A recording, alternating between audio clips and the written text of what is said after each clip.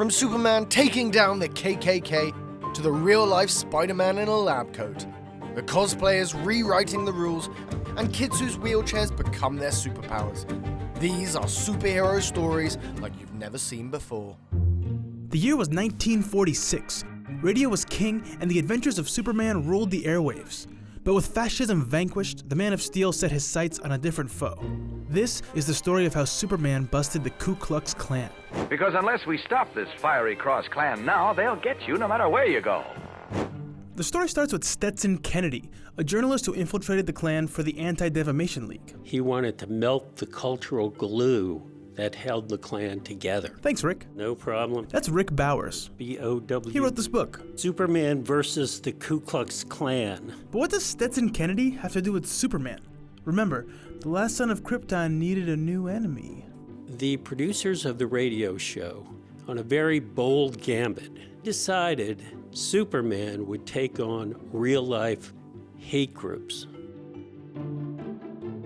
The creators of The Adventures of Superman used Kennedy's research to produce a 16-part series called The Clan of the Fiery Cross. We're a great secret society pledged to purify America. The Superman producers went to the Anti-Defamation League and said, authenticate our script, provide us more information. It was a way to get the message out that no one else could get out just by telling horror stories. I'm the Grand Scorpion of the Clan of the Fiery Cross. A Grand Rat, you mean? It exposed the Klan as hate mongers, but it also exposed the Klan as a money-driven organization. I'm running a business, Riggs, and so are you. We deal in one of the oldest and most profitable commodities on Earth, hate. It was a breakthrough in American broadcasting. Not only had they done this great public service, but they elevated themselves to the #1 radio show for kids on air. Well, they're cowardly gangsters who operate at night, hidden behind sheets and hoods. Their minds are diseased with hate. No one is safe from them. Yo no creo que ser superhéroe prohíba enseñar, al contrario. Tener habilidades no es un privilegio, sino una responsabilidad.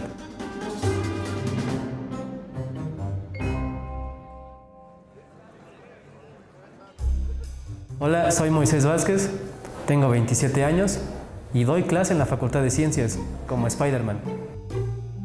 Acostumbro a salir desde casa con el disfraz y llegar disfrazado hasta la universidad. Inicialmente en la universidad, cuando llegué con este disfraz, hubo de todo tipo de reacciones. Hubo gente que me decían, estás loco. Pero con el tiempo se han dado cuenta que es una intención honesta. ¿Qué tengo que hacer? Miren. Y ya es parte de la facultad. Ya me dicen el hombre araña de ciencias. He visto más conexión con un alumno a la hora de aclarar dudas con el disfraz. Normalmente yo no muestro mi rostro en entrevistas. Yo creo que realmente no busco la fama, eso es lo importante. No quién lo hace, sino qué se está haciendo. Soy seguidor de los cómics, los sigo leyendo, los sigo coleccionando. Decidí disfrazarme como Spider-Man porque un día venía en el transporte público leyendo cómics y en una viñeta estaba Spider-Man frente a un pizarrón dando clase y dije, ese tengo que ser yo. Me encantaría que la gente viera que todos podemos realizar nuestro trabajo siempre con más ganas.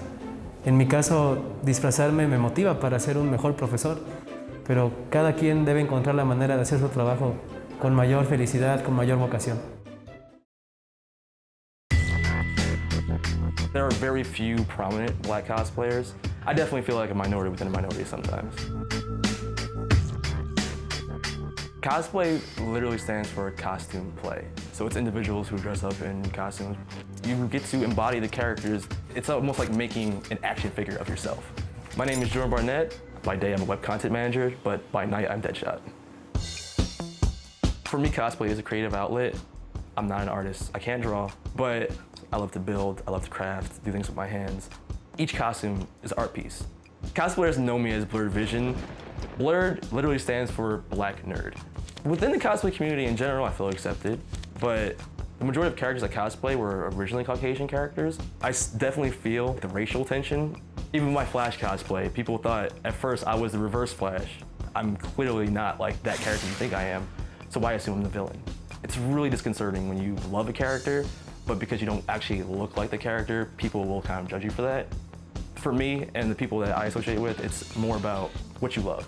And if you love the character, play that character. Comic books in general are starting to push characters in the direction of being more diverse, whether it be gay, straight, black, white, whatever it is. They're changing the old guard of heroes to a more modern version of them. So it should be a reflection of like where our society looks like today, hopefully in the future, that actually changes people's mentalities toward these characters and what you can be. It's a powerful thing when you can look at a character and go, that's me. It gives you the idea that you actually do anything, if you actually can identify with someone that can do anything. Normally there's this awkwardness around disability, but with that costume on there, that changed how people saw my son. They saw him first before they saw his disability. It just helps break down that barrier.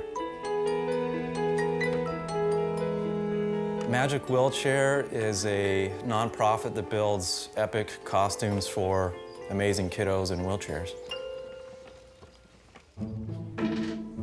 Magic Wheelchair started when my son was 3 years old.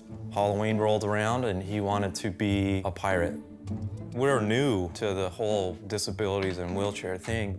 We didn't know anything about spinal muscular atrophy. I saw him sitting in his wheelchair and thought, wow, we could dress him up as a pirate, be a pirate in a wheelchair, and let's build a ship. We have made probably about 40 different costumes. We have teams right now all over the country. We have a team in France and working on a team in Australia. We're just gonna keep onboarding teams because we want to build year-round. It's hard to build for people that are in wheelchairs, but it ultimately starts with the kid. It's whatever they want to be, and then we make it a reality.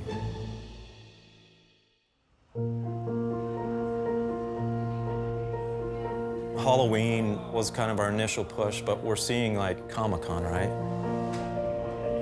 And what's cool about that community of cosplay, that's a very supportive community.